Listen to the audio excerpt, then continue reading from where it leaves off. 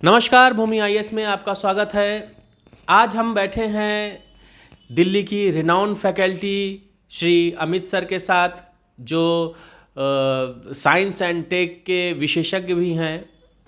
हमारा सवाल इनसे ये है कि सर, जो 54 साल पहले इसरो ने अपना सफ़र साइकिल और बैलगाड़ी पे शुरू किया था, आज वो सफ़र चांद तक जाके पहुंच गया है। आप स्पेस टेक्नोलॉजी में भारत का भविष्य क्या देखते हैं और इससे दुनिया को क्या लाभ हो सकता है और भारत को क्या फ़ायदा हो सकता है? प्यारे बच्चों, आप सबको नमस्कार और आप सबका स्वागत है। और जैसा कि अभी सर ने मेरे को एक क्वेश्चन किया है, लेकिन उस क्वेश्चन का आंसर देने से पहले सर, मैं अगर आपसे बात करूं तो क्वेश्चन का आंसर देने से पहले आज से हम चलते हैं जो सपना डॉक्टर विक्रम अम्बालाल साराभाई ने देखा था।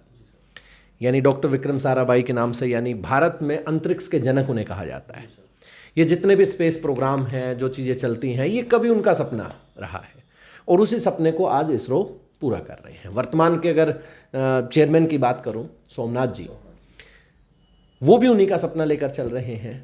और भारत में जब तक, कहते हैं ना, जब तक सूरज चांद रहेगा, हाँ, तब तक डॉक्टर विक्रम अम्बालाल साराभाई का नाम रहेगा। उन्होंने ये जो, जैसे आपने नाम लिया, सर बताया भी था कि साइकिल पर, और बच्चे, जो प्यारे बच्चों आप लोग देख रहे हो तो आप लोग जानते भी हो, कई बार सोशल मीडिया पर एक फ़ोटो दिखता है सर कि साइकिल पर एक रॉकेट को लेकर गए हैं। बेसिकली एक मैं थोड़ा सा उस चीज़ में और चीज़ें बता देता हूँ। एक्चुअली में वो डर था सर, वो डर था जो पावर कंट्री थी उस समय, उन कंट्रीज से छुप करके वो कंट्री कोई उस एक्सपेरिमेंट में, उस एक टेक्नोलॉजी में अड़चन ना पैदा करें, कोई ऐसा पार्ट ना लेकर आएँ जिसकी वजह से वो चीज़ें पूरी ना हो। वो भी था और एक समय भी रहा है जब इसरो के पास चीज़ों का अभाव था। लेकिन उनके पास चीज़ों का अभाव हो सकता है, लेकिन उनके हौसलों में बहुत जान रही है। थुम्बा एक जगह पड़ती है केरला के अंदर, तिरुवनंतपुरम में एक गांव है छोटा सा थुम्बा। उस गांव में एक चर्च होता था सर, आज भी है वो चर्च, सेंट मैकलेडन चर्च। उस चर्च में पहली बार भारत ने अपना साउंडिंग रॉकेट, वो जो साइकिल पर रॉकेट जाता है, वो साउंडिंग रॉकेट था भारत का पहला, रोहिणी 75 और उसे डॉक्टर विक्रम साराभाई ने उसे लॉन्च किया था। अच्छा, उससे ठीक 2 साल बाद, वहाँ से ऐसा नहीं है कि सिर्फ इंडिया का ही रॉकेट वहाँ से लॉन्च हुआ है, वहाँ से अमेरिका का रॉकेट 1967 में, 1967, नाइक एपोस करके एक रॉकेट है जो अमेरिका ने वहाँ से लॉन्च किया। अब अमेरिका ने लॉन्च किया सर, तो अमेरिका जब कहीं भी जाता है तो ऑब्वियसली बाकी लोगों की तो नज़र रहती है कि अमेरिका ने यहाँ से क्यों लॉन्च किया। एक्चुअल में वो जगह जो है वो मैग्नेटिक इक्वेटर के पास है। ये गॉड गिफ्ट लगा लो, ये भारत की भूमि का एक अपने आप में एक अपनी पहचान है, ये लगा लो। अब उसके साथ साथ जब 1975 में, वहाँ सर, मैं दर्शकों का एक सवाल यहाँ पे आपको रोकना चाहूँगा कि सर, मैग्नेटिक इक्वेटर क्या होता है? वहाँ से रॉकेट ऊपर भेजने में क्या हमें हेल्प मिलती है? वहीं से क्यों अक्सर भेजते हैं सर? जी सर। देखिए प्यारे बच्चों, आपके ब्रेन में ना कई बार ये क्वेश्चन आता होगा कि इसरो का स्टेशन दिल्ली में क्यों नहीं है, जी जी सर, जी। इसरो का स्टेशन लखनऊ में क्यों नहीं है, यूपी में कहीं होना चाहिए या कहीं कहीं और नॉर्थ इंडिया में होना चाहिए। एक्चुअल में क्या होता है ना, मैग्नेटिक इक्वेटर, मैं अगर बात करूं थुम्बा की, एक और जगह है मंगलुरु, बेंगलुरु की बात करें, हसन की बात करें, श्रीहरिकोटा की बात करें, इनको जब आप एक देखेंगे ना तो आपको एक ही एल्टीट्यूड में मिलेंगे। ये एक ही लैटिट्यूड के अंदर आपको देखने को मिलेगा। लॉन्गिट्यूडनल और लैटिट्यूडनल आप जानते हैं बहुत अच्छी तरीके से जियोग्राफी में। तो वहाँ एक ऐसा पार्ट है सर, जब एक तो पहली बात तो वो समुद्र के किनारे हैं, अगर कोई मिस हैपनिंग होती है तो आम जनता को नुकसान ना हो। दूसरा, हमें विश्वास है पीएसएलवी जैसे हमारा जो रॉकेट है सर, हम लोगों ने पीएसएलवी की सीरीज के अब तक जो रॉकेट लॉन्च किए हैं, मैं अगर आपसे पीएसएलवी की थोड़ा सा बात करूं तो पीएसएलवी एक ऐसा रॉकेट है जो अर्थ के नॉर्थ पोल और साउथ पोल में जो सैटेलाइट रोटेट करते हैं उनको छोड़ने में उसका यूज़ किया जाता है। पीएसएलवी अपने सेगमेंट में सबसे टॉप क्लास का रॉकेट है सर। आज तक पूरे विश्व में ऐसा रॉकेट नहीं बना है। तो कई बार ऐसा होता है कि जैसे वहाँ जगह ऐसी है हमारे लिए, कई बार होता है, देखो नेगेटिव पॉजिटिव हम सब सोच करके चलते हैं। अगर कोई मिस हैपनिंग हो गई तो उससे बचा जा सकता है। साथ में वहाँ से फ्यूल की जो पावर है, जैसे बाकी जगह अगर आप यूज़ करेंगे तो फ्यूल ज़्यादा कंज्यूम होगा, वहाँ से फ्यूल की बचत हमारी होती है। ग्रेविटेशनल फोर्स, हाँ, ये भी ग्रेविटेशनल का भी पार्ट है। एक ऐसा पार्ट है जब क्योंकि रॉकेट को 2 फ्यूल की ज़रूरत होती है सर। एक तो उसको सॉलिड फ्यूल की ज़रूरत होती है थ्रस्ट के लिए, जब वो थ्रस्ट यानी अर्थ के ग्रेविटेशन को ब्रेक करता है, फिर उसके लिए एक लिक्विड फ्यूल है, ठीक है, अनसिमेट्रिकल डाइमिथाइल हाइड्रोजीन उसे कहा जाता है, उसकी ज़रूरत होती है, वो स्पीड के लिए होती है। और बाकी इसरो अपने मिशन के लिए जाना ही जाता है सर। जी सर।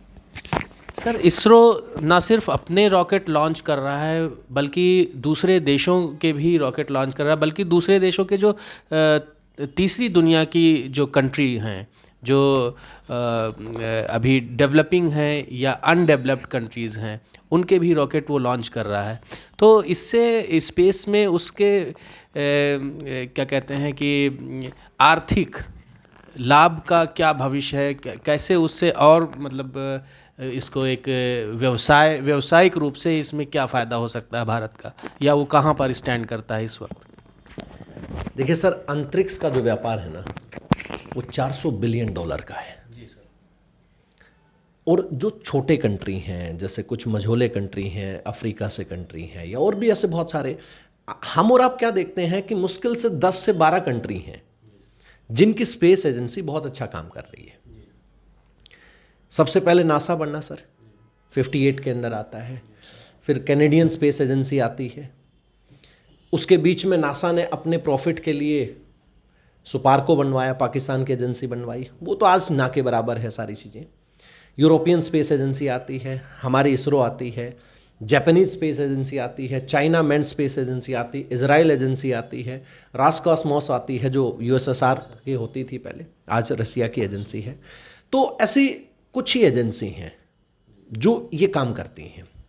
लेकिन इनमें से इंडिया का या इनमें से इसरो का जो रोल है, इसरो जो अपने कोई भी मिशन, जैसे मैं कई बार एग्जांपल भी देता हूँ, जेम्स कैमरून एक हॉलीवुड के बहुत बड़े जो है डायरेक्टर हैं, वो जितने पैसों में, जिससे ज़्यादा पैसों में मूवी बनाते हैं, इतने कम पैसों में तो हम स्पेस मिशन लॉन्च कर देते हैं। बहुत सारे बुद्धिजीवी हैं जो कहते हैं कि भाई इससे हमें क्या बेनिफिट होगा। देखिए सर, सबसे पहले तो इसरो क्या है? इसरो एक ऑटोनोमस एजेंसी है जो कि डायरेक्ट गवर्नमेंट के अंडर काम करती है।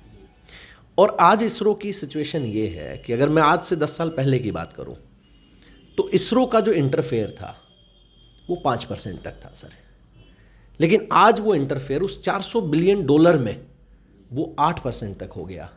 लेकिन जैसे ही हम लोगों ने चंद्रयान 3 साउथ पोल पर लॉन्च किया, वही इंटरफेयर जो है, वही आज इंडिया की इसरो की भागीदारी वो 20% तक पहुंचने के चांस हो गए सर। अब इससे क्या मिला? क्योंकि अभी रिसेंटली एक न्यूज़ था कि जापान जो है वो इसरो के साथ मिल करके पोल पर ही, वही पोलर पर ही एक मिशन प्लान कर रहा है। जापान एजेंसी, वो एजेंसी हालांकि हमारा बहुत अच्छा मित्र है, हमारे जो है भारत देश का, लेकिन ये एक अचीवमेंट है सर। नासा निसार जैसे मिशन इंडिया के साथ मिलकर के लॉन्च कर रहा है। आदित्य L1 जो हम अब लॉन्च कर रहे हैं, 2 सितंबर को लॉन्च होना है, इसके अंदर नासा इन्वॉल्व है। वो चाहता है कि इसरो ऐसे मिशन को लॉन्च करे ताकि जो स्टडी, क्योंकि सर क्या होता है, 100 किलोमीटर तक तो अर्थ का एरिया माना जाता है। जैसे इंडिया का एरिया अगर हाइट में जाए तो 100 किलोमीटर तक है, लेकिन 100 किलोमीटर के बाद जो इंसान जाता है वो एक ह्यूमैनिटी को शो करता है, वो मानवता को शो करता है। आज ये चंद्रयान 3 जो हमारा वहाँ भी प्रज्ञान जो है वो भारत के तिरंगे को गौरवान्वित कर रहा है वहाँ पर, उसके अंदर ऐसा नहीं है कि सिर्फ नासा के लिए या इंडिया के लिए बेनिफिट है।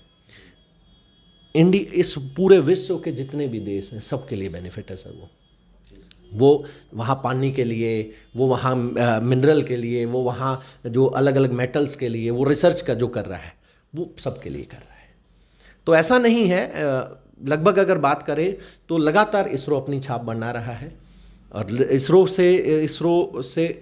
इसरो की ही नहीं, हम 140 करोड़ भारतीयों का सीना जो है वो गर्व से चौड़ा हो जाता है और लगातार हम अपना काम कर रहे हैं सर। तो देखा आपने, आज हमने इसरो पर बात की। ऐसे ही किसी दिन आदित्य L1 पे बात करेंगे, गगनयान पे बात करेंगे, मंगलयान पे बात करेंगे और दूसरे अभियानों पे बात करेंगे किसी दूसरे टॉपिक पे। तब तक के लिए नमस्कार।